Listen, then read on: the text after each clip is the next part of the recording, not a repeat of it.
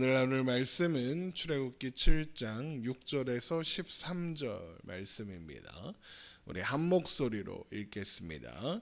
모세와 아론이 여호와께서 자기들에게 명령하신 대로 행하였더라. 그들이 바로에게 말할 때에 모세는 80세였고 아론은 83세였더라. 여호와께서 모세와 아론에게 말씀하여 이르시되 바로가 너희에게 이르기를 너희는 이적을 보이라 하거든 너는 아론에게 말하기를 너의 지팡이를 들어서 바로 앞에 던지라 하라. 그것이 뱀이 되리라. 모세와 아론이 바로에게 가서 여호와께서 명령하신 대로 행하여 아론이 바로와 그의 신하 앞에 지팡이를 던지니 뱀이 된지라.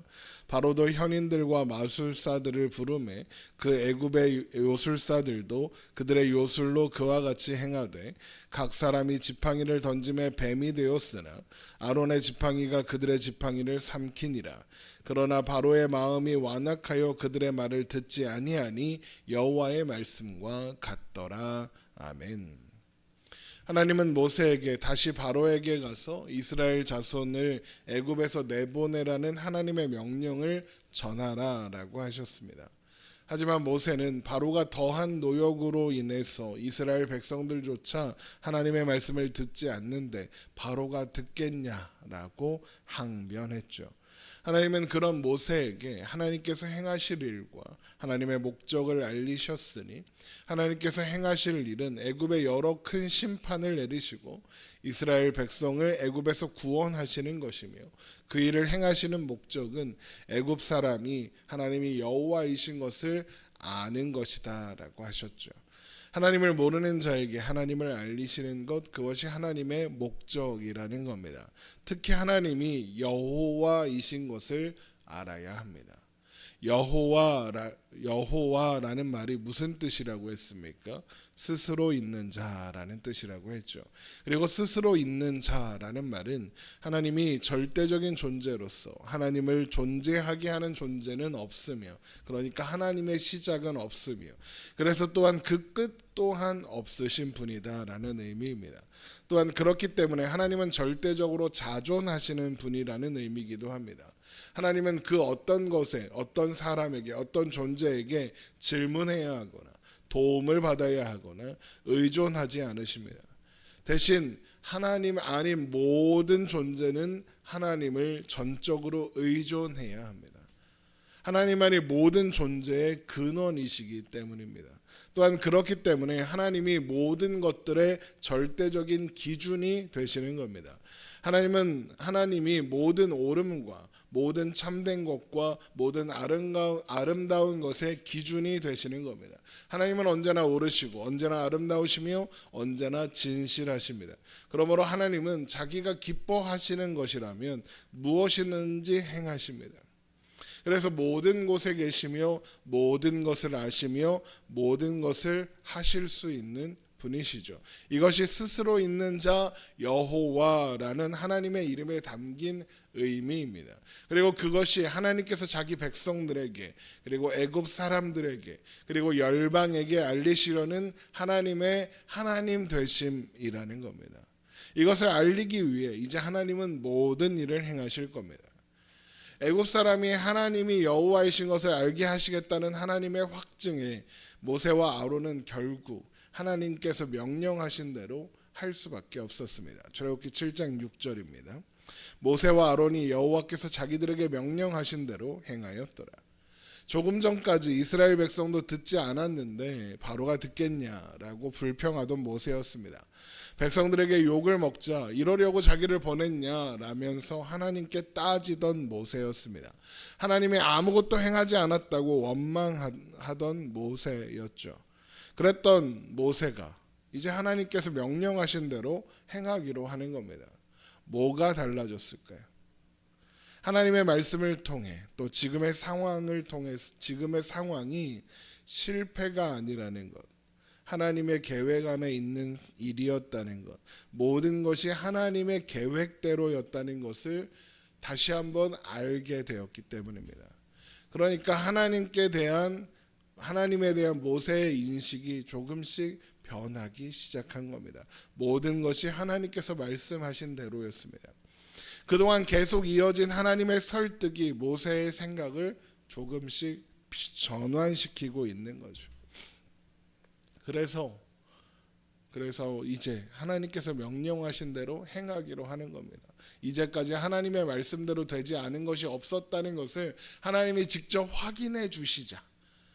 그렇구나 라고 생각하며 그렇게 모세는 하나님의 명령대로 아론과 함께 바로에게로 가게 되는 겁니다. 그리고 그때 모세는 80세, 아론은 83세였습니다. 출애굽기 7장 7절입니다. 그들이 바로에게 말할 때에 모세는 80세였고 아론은 83세였더라.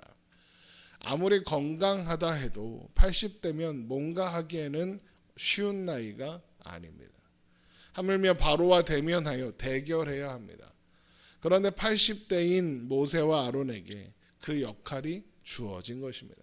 그러나 괜찮습니다.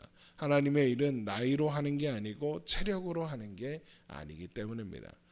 이 시점에 뭔가 뜬금없이 모세와 아론의 나이가 갑자기 언급되는 이유도 바로 그런 이유입니다. 이제 일어나는 모든 일은 사람의 조건, 나이, 체력, 건강, 신분, 경제력, 학벌 같은 것들이 도움이 되지도 방해가 되지도 않는다는 것을 보이시는 거죠. 오로지 하나님이 여호와이신 것을 알리기 위해 하나님의 하나님 되심을 알리기 위해서 하나님께서 직접 하나님의 능력으로 행하실 것이기 때문에 그렇습니다. 그러므로 사람의 조건은 조금도 그 일을 변하게 할 변수가 될 수 없는 겁니다. 하나님이 여호와이시기 때문입니다. 누군가의 도움이 필요하지 않으십니다. 하나님은 바로에게 가는 모세와 아론에게 바로를 만나면 그가 이적을 요구할 것이다 라고 하시면서 바로가 이적을 요구하거든 지팡이를 던지라고, 그러면 지팡이가 뱀이 될 거라고 말씀하십니다. 출애굽기 7장 8절입니다. 여호와께서 모세와 아론에게 말씀하여 이르시되 바로가 너희에게 이르기를 너희는 이적을 보이라 하거든 너는 아론에게 말하기를 너의 지팡이를 들어서 바로 앞에 던지라 하라. 그것이 뱀이 되리라. 바로가 모세에게 이적을 요구하는 이유는 못할 거라고 생각하기 때문입니다. 바로의 입장에서 여호와는 듣도 보도 못하는 신입니다. 그러므로 가짜일 가능성이 높습니다. 그렇다면 모세는 이적을 보이지 못할 겁니다. 물론 모세가 이적을 보일 가능성도 있습니다. 그러나 자신들의 지배 아래 있는 열등한 이스라엘의 신이 애굽의 신들보다 위대할 리 없으니 무슨 이적을 행하든 애굽의 현인들과 마술사들이 훨씬 뛰어난 이적을 보일 수 있다고 생각했을 겁니다. 결국 바로가 이적을 요구하는 이유는 하나님을 무시하고 또 모세를 무시하기 때문인 거고, 그렇게 애굽의 힘, 애굽 신의 힘을 과시해서 다시는 모세가 여호와라는 신의 이름을 들이밀지 못하게 하려는 의도가 있는 겁니다. 그렇게 바로 앞에 선 모세와 아론은 하나님께서 말씀하신 대로 바로와 그의 신하들 앞에 지팡이를 던졌고 하나님께서 말씀하신 대로 지팡이가 뱀으로 변했습니다. 출애굽기 7장 10절입니다. 출애굽기 7장 10절. 모세와 아론이 바로에게 가서 여호와께서 명령하신 대로 행하여 아론이 바로와 그의 신하 앞에 지팡이를 던지니 뱀이 된지라. 아마 바로도 살짝 놀랐을 수 있습니다. 못할 것 같았는데 하니까요.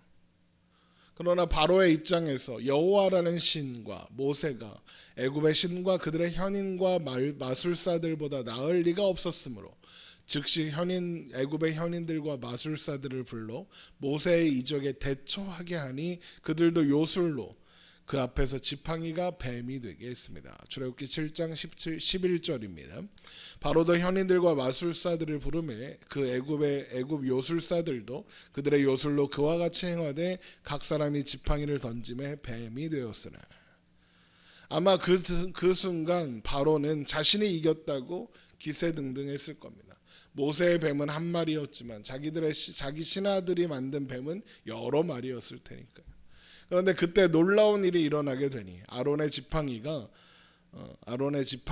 변한 뱀이 다른 지팡이가 변한 뱀들을 삼켜버리기 시작한 겁니다. 출애굽기 7장 12절 봅니다. 각 사람이 지팡이를 던짐에 뱀이 되었으나 아론의 지팡이가 그들의 지팡이를 삼키니라. 누가 봐도 바로의 생각대로 되지 않은 겁니다. 바로는 애굽의 요술사들로 모세와 여호와라는 신의 길을 완전히 눌러버리려고 했습니다. 그러나 한 마리뿐인 모세의 뱀이 애굽의 뱀을 삼켜버렸으니 기가 눌린 건 한마디로 진 건 애굽의 신들이라는 거죠. 자, 그러면 이제 바로가 어떻게 해야 하겠습니까? 졌다고 인정하고 항복해야 하겠습니까? 그러면 안 됩니다. 왜요? 바로는 왕이기 때문입니다. 왕이 졌다고 인정하는 순간 왕의 권위도 함께 무너지는 겁니다. 그러니 바로로서는 졌어도 졌다고 인정하면 안 되는 겁니다. 자신의 자존심과 자신의 권위를 지켜야 하니까요. 그래서 바로의 마음이 완악하게 되어 그들 곧 모세와 아론의 말을 듣지 않는 겁니다. 출애굽기 7장 13절입니다. 그러나 바로의 마음이 완악하여 그들의 말을 듣지 아니하니 여호와의 말씀과 같더라. 현재의 바로의 입장에서 현재의 입장과 태도를 바꿀 이유가 없는 것이고 바꿔서도 안 되는 겁니다. 그것이 애굽의 절대자인 바로가 유지해야 하는 입장이고 태도인 거죠. 그러니까 현재 상황은 바로가 지금까지의 입장과 태도를 바꿔야 할 만한 상황이 아직 아니라는 겁니다. 바로는 완악하게 하는 것, 그러니까 모세와 아론의 말을 듣지 않는 것 외에 다른 행동, 다른 선택을 할 이유가 없는 겁니다. 자, 그러면 어떻게 해야 하겠습니까? 바로가 입장을 바꿀 수밖에 없는 이유를 만들어 줘야겠죠. 바로에게 다른 선택을 할 수도 있다는 걸 알려줘야 합니다. 그래서 하나님께서 이제 10가지 이적을 행하시는 겁니다. 그렇게 바로에게 다른 선택지, 곧 하나님의 말씀에 복종하는 선택지가 있다는 걸 알려주실 겁니다. 그리고 그렇게 하나님이 여호와이신 것을 알게 하실 겁니다. 하나님이 여호와이신 것을 알게 되는 것, 그분의 뜻을 거스를 수 없다는 것을 아는 것, 그것이 바로가 이제 일어날 일들을 통해 배우게 될 내용인 겁니다.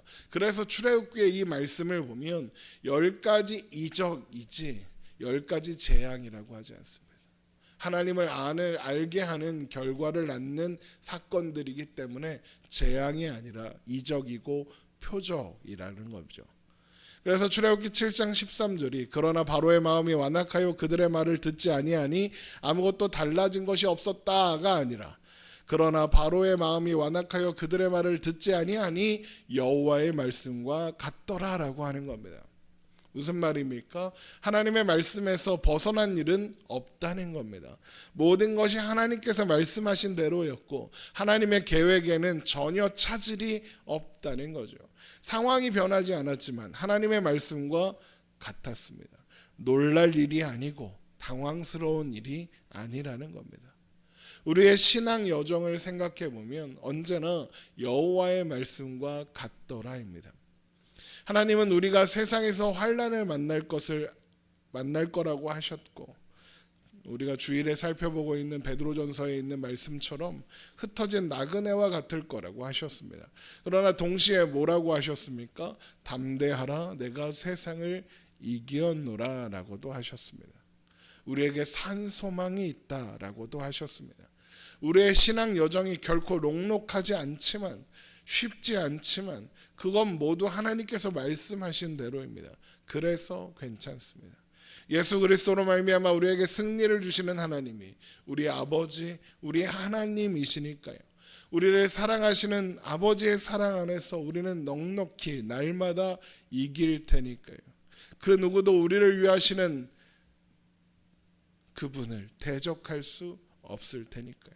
모두 하나님의 말씀과 같은 겁니다.